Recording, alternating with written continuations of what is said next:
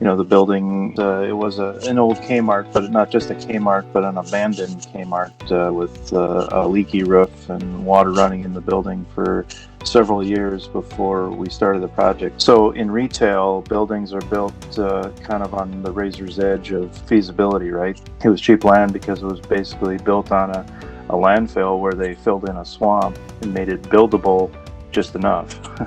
So when we come in and try and make these structural changes, the soil just wasn't conducive for making structural modifications. So that made the project a little more difficult. I think we have a good working relationship with Gundersen and HSR.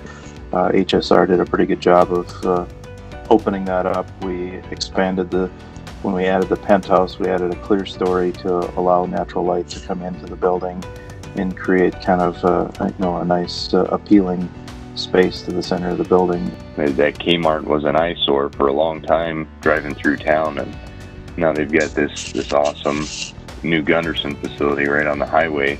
It's kind of a high profile area as you drive through Winona.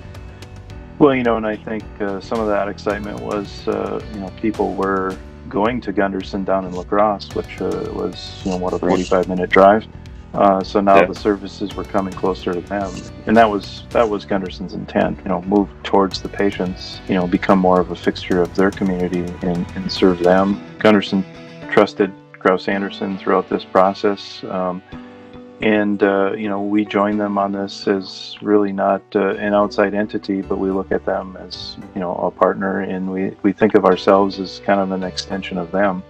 I'm proud to be a part of that project and part of the Gundersen family, so to speak.